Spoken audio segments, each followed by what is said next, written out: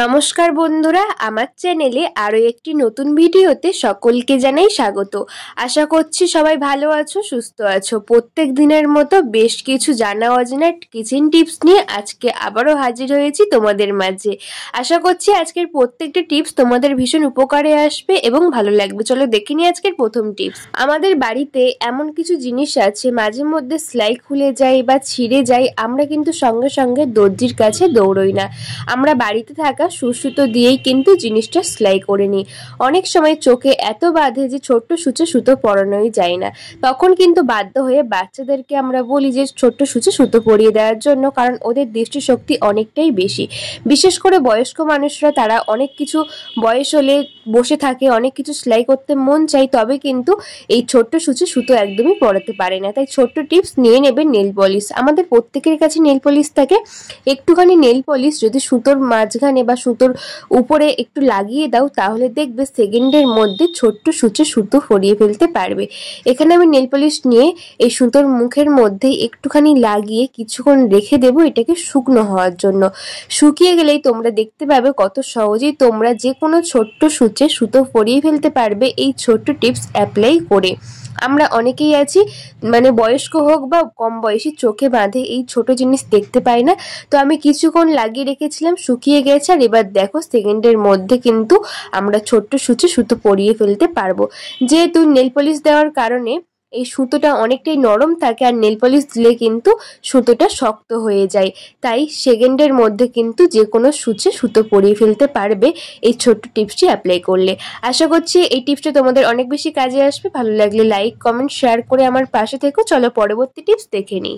Biscuit সুন্দরভাবে রাখার জন্য আমরা প্রত্যেকেই অনেক টিপস ফলো করি এবং গুছিয়ে রাখি। যদি কখনো বাই চান্স বিস্কিটগুলো একদম নরম হয়ে গেছে, হাওয়া লেগে গেছে, তখন কিন্তু এই বিস্কিট কাউকে দেওয়াও যায় না, নিজেরা তো খাওয়া যায় না, আর বাচ্চাদের দেওয়ার কোনো প্রশ্নই ওঠে না। তারা তো খাওয়া তো দূরে যা, হাতে ধরবেও না।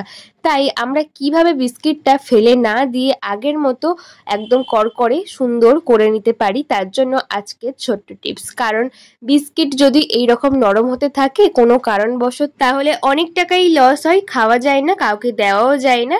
এখানে নিয়েছি নিউজ পেপার, আর ওদিকে আমি গ্যাসটাকে জ্বালিয়ে দেব একটা রুটি করা তাওয়া বসিয়ে। তোমরা রুটি করার পরেও এই কাজটা করতে পারো, তাওয়াটা যখন গরম থাকবে। আমি রুটি করার তাওয়াটা একটু গরম করে নিয়ে গ্যাসটাকে বন্ধ করে দেব, দিয়ে তার উপরে দিয়ে দেব নিউজ পেপারটা। এর উপরে এবারে যে বিস্কিটগুলো আমি রেখেছি নরম হয়ে গেছে, খাওয়া যাবে না, সেই বিস্কিটগুলোকে আমি এই নিউজ পেপারের উপরে একটা একটা করে এইভাবে দিয়ে দিচ্ছি। এইভাবে দিয়ে দিলে দেখবে সেকেন্ডের মধ্যে কিন্তু বিস্কিটগুলো আবার আগের মতো হয়ে যাবে। তোমরা যদি মনে করো যে রুটি বানাচ্ছি তারপরেও কাজটা করতে পারো, তাহলে এক্সট্রা করে আর তাওয়াটা গরম করতে হবে না, গরমই থাকবে। আমার তাওয়াটা গরম ছিল না, তাই কিন্তু একটু গরম করে নিলাম। এইভাবে রেখে দেবো, আর মাঝে মধ্যে কিন্তু একবার করে উল্টে দেব। এভাবে উল্টে দিয়ে কিছুক্ষণ পরে এই বিস্কিটগুলোকে আমি একটা পাত্রের মধ্যে নামিয়ে নেব। আর দেখবে যে বিস্কিটটা খাওয়া যেত না, ফেলে দিতে হতো, কাউকে দেওয়া যেত না, সেই বিস্কিটটা কিন্তু আগের মতো সুন্দর হয়ে গেছে। কোনো রকম ফেলে না দিয়ে, নষ্ট না করে কিন্তু আমরা একটু বুদ্ধি খাটালেই ছোট্ট একটা কাজ করে নিতে পারি। এইভাবে তোমরা করে নিয়ে তারপরে দেখবে সঙ্গে সঙ্গে হয়তো একটু নরম থাকবে, তবে হাওয়া পেলে কিন্তু একদম মচমচে হয়ে যাবে, আবার নতুন বিস্কিটের মতো, আর সবাইকে দিতেও পারবে, নিজেরাও খেতে পারবে। আশা করছি ছোট টিপস তোমাদের ভালো লেগেছে। কেমন লাগলো বলো। চলে আসলাম পরবর্তী টিপসে। আদা আমরা একটু বেশি পরিমাণে বাজার থেকে কিনে আনি। 5 থেকে 6 দিন যখন এই আদাগুলো বাইরে থাকে, তখন কিন্তু দেখা যায় আদাটা একটু শুকিয়ে আসছে বা ফাঙ্গাস ধরে গেছে, পচে গেছে ভিতরটা, অন্য কোনো তরকারিতে ব্যবহার করতে পারি না। বাজে একটা গন্ধ ছাড়ে, আদা পচা গন্ধ কিন্তু ভীষণ খারাপ লাগে, কোনো তরকারিতে দেওয়া যায় না। এত এত আদা কিনে কিন্তু ফেলে দিতে গায়েও লাগে। তাই আদাটাকে কিভাবে স্টোর করে রাখবে, তার জন্য আজকে ছোট্ট একটি আইডিয়া। দেখবে তোমাদের যেমন প্রয়োজন 2 দিন বা 1 দিনের আদা, সেই বুঝে বাইরে রেখে তোমরা কিন্তু পুরোটাই স্টোর করে রেখে দেবে। এভাবে আদা পচে গেলে কিন্তু এত বাজে গন্ধ হয়, আমরা কেউ সহ্য করতে পারি না। আর আমরা চাই না কোনো গৃহিণী যে ঘরের কোনো জিনিসপত্র একদম নষ্ট হোক পয়সা দিয়ে কিনে এনে। এখানে নিয়েছি একটা বিস্কিটের খালি প্যাকেট। এই প্যাকেটটা যাতে দেখতে সুন্দর লাগে, সেই জন্য প্যাকেটটাকে আমি প্রথমে উল্টো করে দিচ্ছি। দেখবে উল্টোর দিকের যে কালারটা, ওটা কিন্তু একদম সিলভার কালার, দেখতে ভালো লাগবে, থাকবে, কেউ বুঝতেও পারবে না।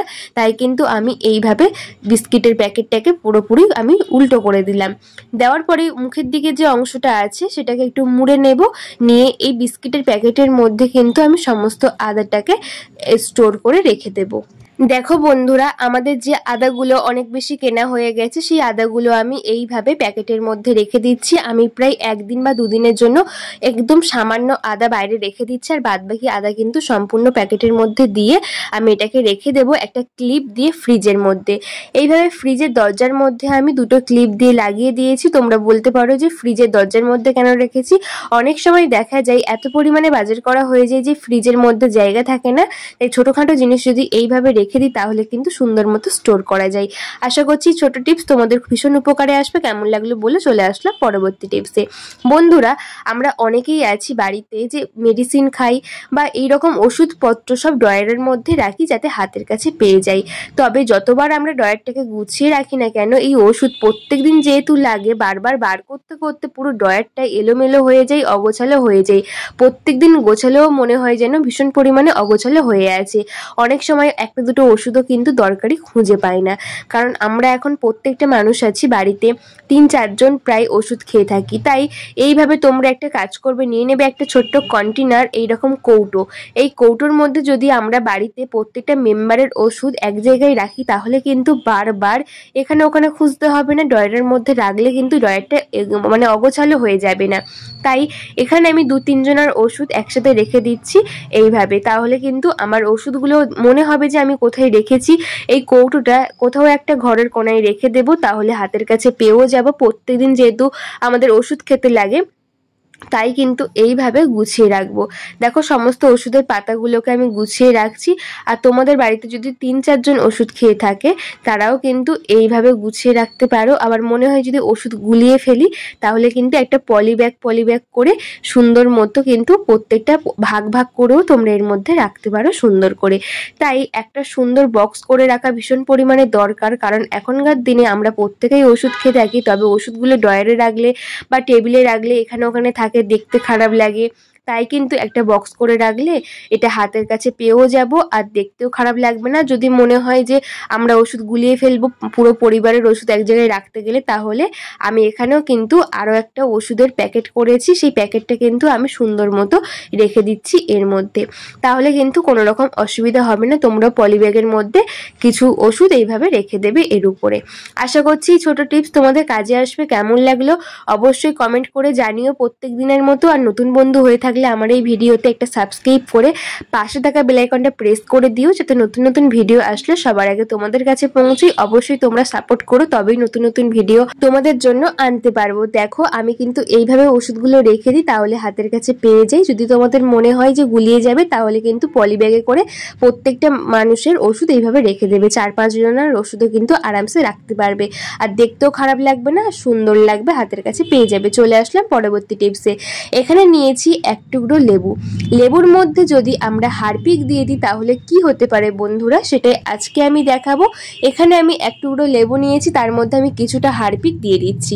এই 1 টুকরো লেবুর উপরে হারপিকটা দিয়ে আমরা কি করব ওটাই দেখাবো। তার আগে হাতের মধ্যে আমি একটা পলিব্যাগ বেঁধে নিচ্ছি। তোমাদের কাছে হাতের মধ্যে একটা গ্লাস থাকলে গ্লাসটা পরে নিতে পারো।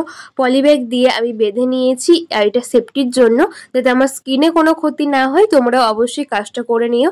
দেখবে বন্ধুরা, আমাদের প্রত্যেকের বাড়িতে এমন কোনো কর্নার থাকে যে জল পড়ে পড়ে বা কোনো দাগ ধরে এইভাবে কিন্তু মেঝেটা অগোছালো হয়ে যায়। দেখো, প্রথমে কতটা সুন্দর পরিষ্কার, অন্যদিকে আর এই কণার দিকে পাইপ থাকে বলে জল পড়ে পড়ে কি বাজে একটা দাগ ধরে গেছে, আর দেখতে ভীষণ খারাপ লাগে। বাড়িতে কেউ আসলে বলবে যে ঘরবাড়ি হয়তো পরিষ্কার করা হয় না, একটা কোণা এত কেন অগোছালো, এত কেন অপরিষ্কার। তাই কিন্তু আমরা খুব সহজে এই কণার দিকের বা যে কোনো যেদি দাগ করা দাগ তুলে ফেলতে পারবো এই ছোট্ট টিপসটি ফলো করে। তোমরা দেখতেই পাচ্ছ কতটা অগোছালো হয়ে আছে। আমি লেবুটা নিয়েছি, লেবুটা কিন্তু এর মধ্যে এইভাবে ঘষে দিচ্ছি। লেবুর মধ্যে হারপিক দিয়েছি। আমরা জানি লেবু ভীষণ পরিমাণে কড়া যেদি দাগ তুলতে সাহায্য করে, আর হারপিক তো আছেই। যদি আমরা ডাইরেক্ট হারপিক দিই তাহলে কিন্তু জায়গাটা দেখা যাবে অন্য মেঝের তুলনায় এই জায়গাটা ভীষণ পরিমাণে সাদা হয়ে যাবে, আরও কিন্তু দেখতে খারাপ লাগবে। তাই লেবুর মধ্যে হারপিক দিয়ে যদি আমরা করি তাহলে কিন্তু এটা খুব পাওয়ারফুল তৈরি হয়ে যায় আর খুব সহজে কিন্তু এটা হয়ে যায়। এখানে আমি একটা কসবাইট নিয়েছি, যে কসবাইট আমরা ঘরবাড়ি পরিষ্কার করি, সেই কসবাইট নিয়ে একটু ঘষে দিচ্ছে আর দেখবে যে কড়া যদি দাগ বহুদিন ধরে পড়ে আছে, কলার দাগ, বা আমরা মেঝেতে বসে অনেক সময় কাটাকাটি করি, অনেক সময় সবজির অনেক রকমের সবজির দাগ হয়ে যায় বা যে কোনো কিছুর দাগ, এটা কিন্তু আমার জলের দাগ আর ভীষণ পরিমাণে এখানে আয়রনের দাগ কিন্তু পড়েছে, যেটা দেখতে ভীষণ পরিমাণে খারাপ লাগছিল। কেউ আসলে হয়তো ভাববে যে জায়গাটা অপরিষ্কার, এত কেন পরিষ্কার করা হয় না। তো আমি একটু ঘষে নিয়েছি, বেশিক্ষণ ঘষতেও হবে না, সময় নষ্ট হবে না। একটু ঘষে নিয়ে পরিষ্কার একটা ভিজে কাপড় দিয়ে মুছে নিচ্ছে আর দেখো একদম কিন্তু পরিষ্কার চকচকে হয়ে গেছে, আগের মতো আর নেই। আমি আগে কেমন ছিল ওটাও কিন্তু দেখিয়ে দেবো, তোমরা বুঝতে পারবে যে কতটা ভালো পরিষ্কার হয়েছে। এইভাবে তোমরাও কিন্তু সেকেন্ডের মধ্যে পরিষ্কার করতে পারবে, কোনো রকম রাখতেও হবে না। দেখো আগে কিন্তু এতটাই অগোছালো ছিল, এতটাই অপরিষ্কার ছিল, আর এখন দেখো কতটা পরিষ্কার হয়ে গেছে, পুরো চকচক করছে। শুকিয়ে গেলে হয়তো আরো বেশি পরিষ্কার লাগবে। আশা করছি বন্ধুরা আজকের প্রত্যেকটা টিপস তোমাদের কাজে আসবে। কোন টিপস সবচেয়ে বেশি উপকারী বলে মনে হলো একটা কমেন্টের মাধ্যমে জানাবে। তোমাদের একটা কমেন্ট আমাকে আরো বেশি মোটিভেট করে নতুন নতুন ভিডিও আনার জন্য। আর নতুন বন্ধু হলে অবশ্যই একটা সাবস্ক্রাইব করে পাশে থাকা বেল আইকনটা প্রেস করে আমার পাশে থেকো, আমাকে সাপোর্ট করো নতুন নতুন ভিডিও দেখার জন্য। আর তোমরা আমার ভিডিও যদি একটু উপকারী বলে মনে হয় লাইক কমেন্ট শেয়ার করে দিও, বন্ধুদের কাছে প্রচুর পরিমাণে শেয়ার করে দিও, যাতে প্রত্যেকটা বন্ধুর ভীষণ পরিমাণে উপকারে আসে আমার প্রত্যেকটা টিপস। আর দেখো কতটা সুন্দর পরিষ্কার হয়েছে, তোমরা অবশ্যই কমেন্টের মাধ্যমে তোমাদের মতামতটা আমাকে জানিও। সবাই ভালো থেকো, সবাইকে ভালো রেখো, দেখা হবে খুব তাড়াতাড়ি নতুন একটা ভিডিওর সঙ্গে। আর তোমরা কে কেমন ধরনের ভিডিও দেখতে চাও, কেমন কি পরিষ্কারের ভিডিও দেখতে চাও অবশ্যই আমাকে বলো। আর দেখো ওই দিকের মেঝে এই দিকের মেঝে কিন্তু একদম পরিষ্কার হয়ে গেছে।